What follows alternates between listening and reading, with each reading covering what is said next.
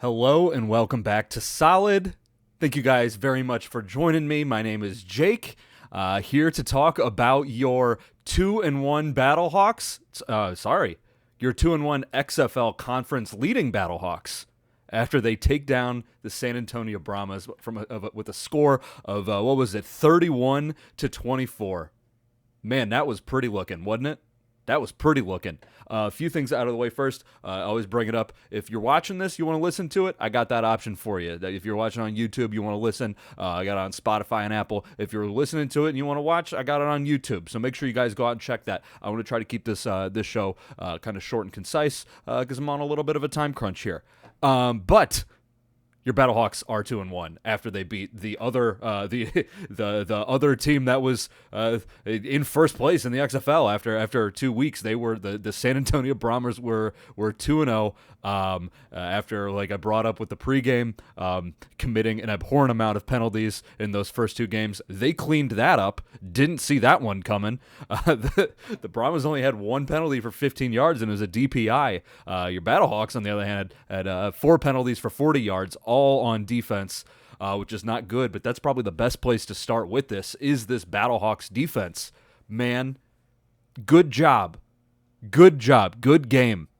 That it got hairy. It got real hairy. If you're telling me that a defense that is down 4 starters, with who is it, Mike Rose, has been out a couple weeks. This is the second game that he's missed.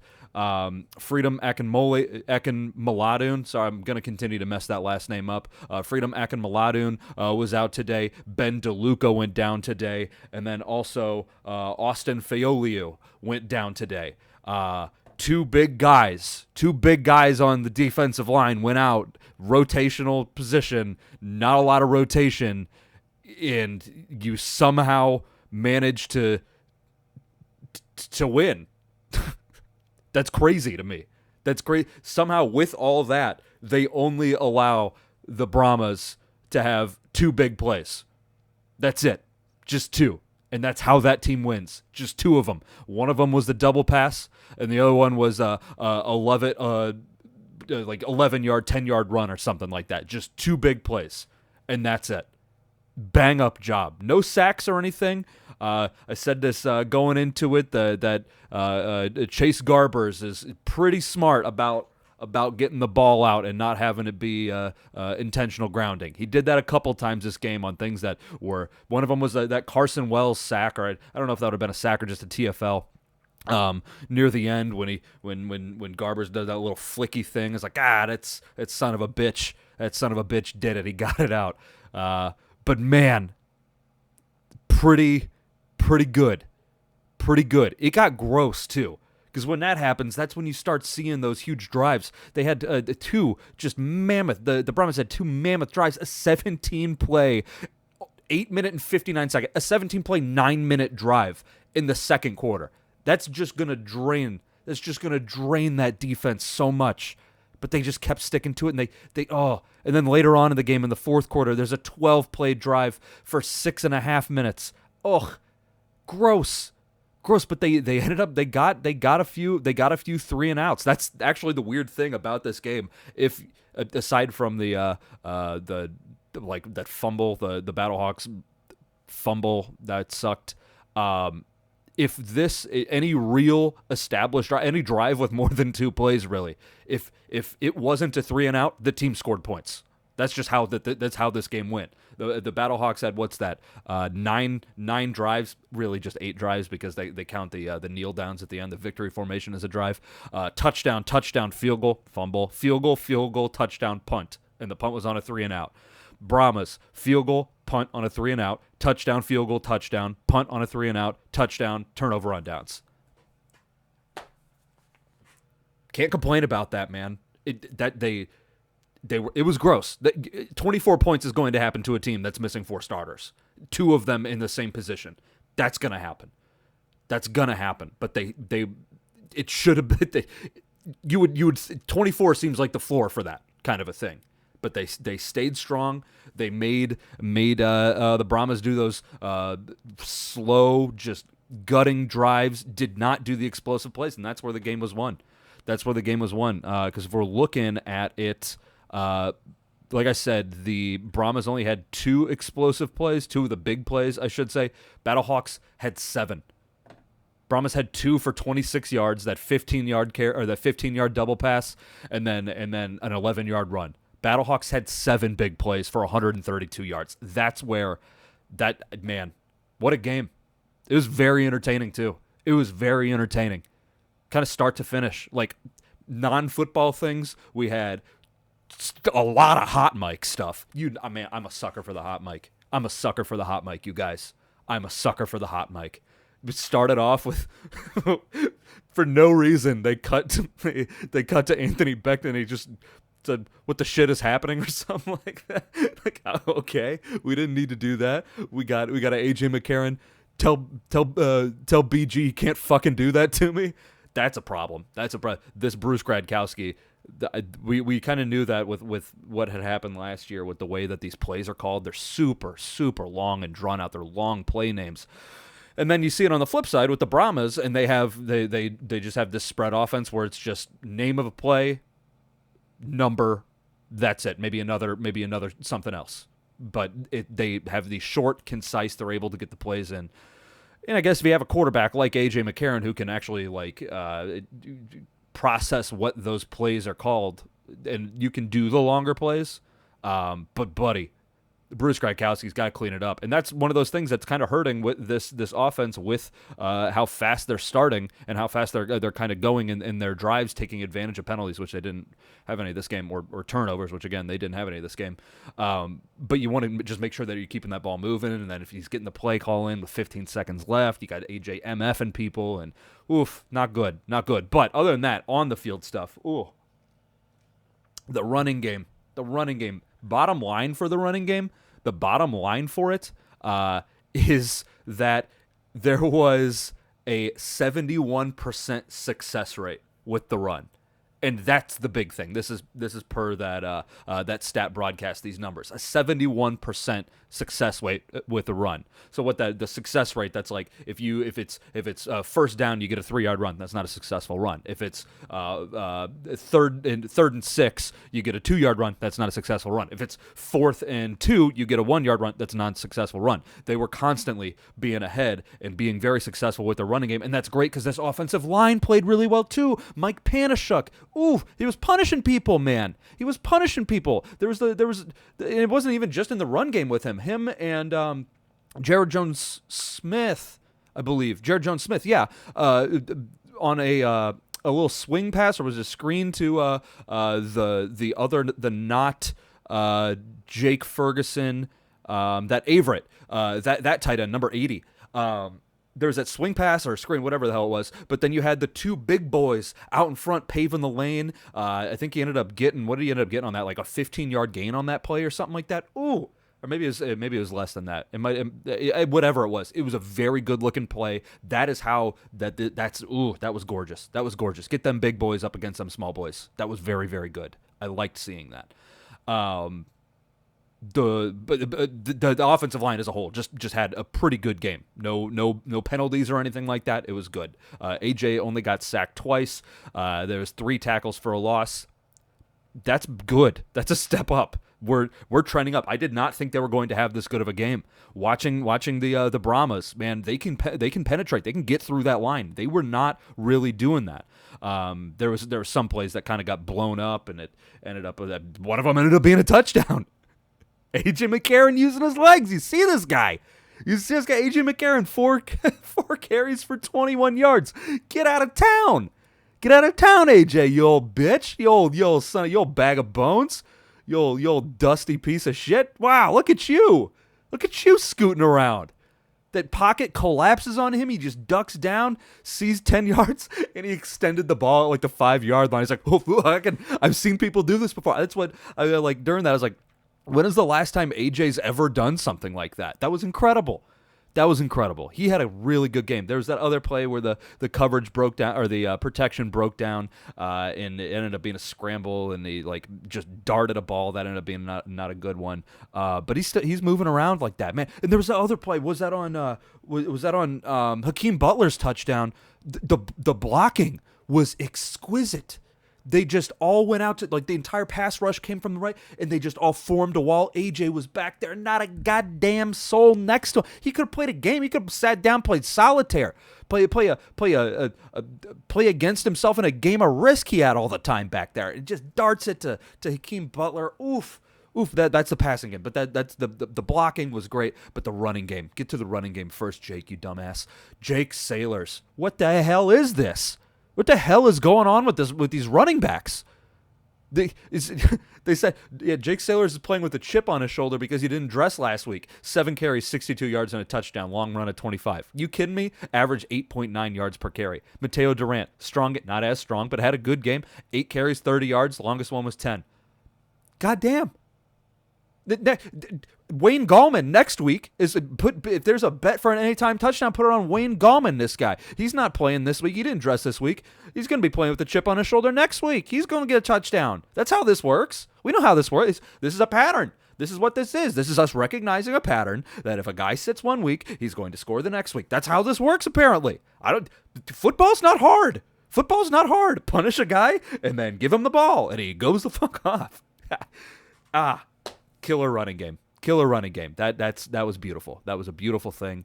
But the passing game. AJ McCarron nails. 19 for 27. Only had to throw the ball 27 times. 19 catches or 19 completions, 152 yards and a touchdown. 70% completion percentage. 70%. Brother. And it should have been better. Jake Sailors, maybe not the guy to catch the ball. Except he did catch the ball. Okay, so the bobble that he had on the side, I was like, I don't know if that was a catch. Did he step out when he didn't? Oh, but he came down with it. Good. Another one, kind of smoked Mateo Durant. I think another one smoked Jake Sailors. Not important. Let's see if that's actually correct. Jake Sailors, 2 targets, a 1 catch. And Mateo Durant. Oh, no, Mateo Durant did catch all of his balls. I thought Mateo Durant didn't catch one. Oh, Mateo Durant didn't catch that one.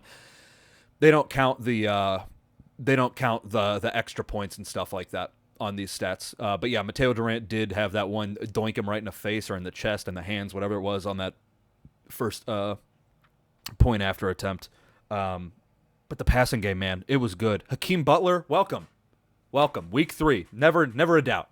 Never a doubt. They did do the frustrating thing where they gave him the ball behind the line of scrimmage. They did that a couple times. One time it worked okay. The other time not at all. But then they used him as just a big possession receiver, get first downs. That third down for 33 yards. Get out of town, Hakeem. Get out of town with that. And I hate to say it, but it's a quarterback throwing to a big-bodied guy that probably should be a tight end. It looked like Dak throwing to a tight end. I hate that. Just gross saying that, but you gotta it's what it looked like. Just a seam right down the middle. Hakeem Butler's big body comes down with it. Oof. Good stuff, man. That was good. I like that a lot. I don't think there was any abhorrent coaching things that happened in this. Before the game, they mentioned that not on the Battlehawks at least, abhorrent coaching things. The Wade Phillips not going for the 4th and 12. That was kind of dumb. You had the offense or the defense on the ropes. You had the defense on the ropes, and then you just decided to kick it off. Like, there was several times in that game with some of those long drives. It's like, man, this is it. If this offense doesn't do something with this, they're out of this game. And then they kick a field goal and be like, God damn it, they needed more than that in the red zone. They needed more than that. And it's like, man, this is just it. I don't know if this defense got enough of a rest, but somehow they did, and they were able to at least stymie. They didn't let the Brahmas get those explosive plays. I don't know, man. It was good. No, like I said, no coaching blunders except for Wade Phillips not doing the 4th and 12 play. That was a really dumb thing. And then he got all snarky on the sideline. He's like, 3 timeouts. Like, shut the fuck up, Wade. You stupid bitch. Yeah. You're a defensive coach. Yeah, congratulations. You've been coaching for 55 years. I understand that you've seen a lot of things and you're smarter than me, but really? What about vibes? You don't care about vibes? You don't care about all of a sudden you're too good for vibes? You don't even know what vibes are? It's just some of that hippie bullshit. That guy looks like a I don't know, Confederate general. Little fat guy in his outfit that he had, the white out shirt and the yellow. He looked like he was wearing a bandana. He's stupid. Dummy. But that was a fun game. That was a fun game. I don't know. Andre Schmidt. Andre Schmidt, what did he? Okay, so he kicked 3 field goals, 9. He got 9 of the 31 points. Good for him. Good from 44. Good from 54 was a good one. That was a long one. And good from 46. The guy was great. Everything kind of went well. I mean, again, just the fact that the defense played as well as they did with 4 guys out. That's crazy. And 2 of them being defense, that's crazy to me. That's crazy. And you could hear the huffing and puffing from Peter Tamoipenu, because they had him mic'd up. And that just goes to show, whenever you're thinking, like, how come, because I know this was a big conversation during the NFL season, is how come defensive players get worn out more than offensive players. Like, you can hear the guys on offense are, like, able to communicate. The quarterback's able to actually, like, communicate. He doesn't sound short of breath or anything like that when he's mic'd up. But defense has to run to the ball. The offense knows where the ball's going. They know where the hell it's going. The defense has to run to the ball. It's tiring. And just to hear Peter Tamoipenu just huffing and puffing right off the bat like that, it's like, sheesh, this is going to be tough. I don't know. They hung in, and they stayed strong. Another big game looking at this. Darius Shepard, 205 all-purpose yards, 149 kick return yards, 37 punt return yards. That guy's fucking good, dude. He's good at what he does. I'm not with the new kickoff rules in the NFL. I would not be surprised if Darius Shepard at least gets a real look from a team to be a kick return guy. I'm not entirely sure what direction the NFL is going to go with their kick return guys. Like, if it's going to end up being like put a Tyreek Hill back there because he's fast and he can do anything with the ball, or if it's going to be like the Eagles putting Saquon Barkley back there or something like that because we know that he's good, or if they want to use some of these guys that are specifically for that, like a Darius Shepard being able to be that guy. I think it would be smart to be able to bring him in because we've seen what he can do in space. And again, that kickoff is not the exact same. It's weird. The NFL and the XFL or UFL kind of switched kickoffs this year. I don't know. It's gonna be interesting. But I do like him. I like a Darius Shepard. Let's see. I think that might be it. Nobody went over 100 yards, doesn't look like. Hakeem Butler was just at 87. Jake Sailors is at 62, and his all-purpose yards was at 73. Nobody went over 100, but it was just all-around. It was a good game by the offense. They were able to move the ball. They were able to score. Only had the 1 3-and-out. They didn't have any huge long drives. That last touchdown drive, goddamn, that's efficiency. Three plays, 39 yards. Bada bing, bada boom. Get out of town. Get in, get out. Be tactical. That's all you got to do. It was good. Okay, I got to go. Thank you guys very much for watching. I will be back with you later this week for a recap and a bird's eye preview, diving a little bit deeper into this game. I looked at one point, it seemed like they might have traded out or changed a offensive lineman at one point. The Battlehawks did. I want to see like the rotation that they had for defensive backs. We did not see any Channing Stripling this game, and you won. Shocker. That's kind of impressive. That was the other thing I wanted to look at here too, though. Before I go, they kept these wide receivers that the Brahmas wide receivers. Kirkland, 52 yards on 8 catches. Latimer, 58 yards on 7 catches. Stevenson, 13 yards on 4 catches, and that's it, man. That's it. Football's easy. Just gotta win. And your Battlehawks did win. They are 2-1. They're at the top of the XFL conference. That's a good place to be. They'll be playing next Saturday at 11:30. Early game, baby. Let's get drunk for it. But again, I have to go. Thank you guys for watching. Solid. If you want to watch it on the other place, whether it be on YouTube, The Solid Pod, or on Spotify, Apple, it's on Solid. My name is Jake. Y'all have a good weekend or a good week, whatever the hell is going on. I'm not entirely sure. Go Battlehawks. Caw, baby.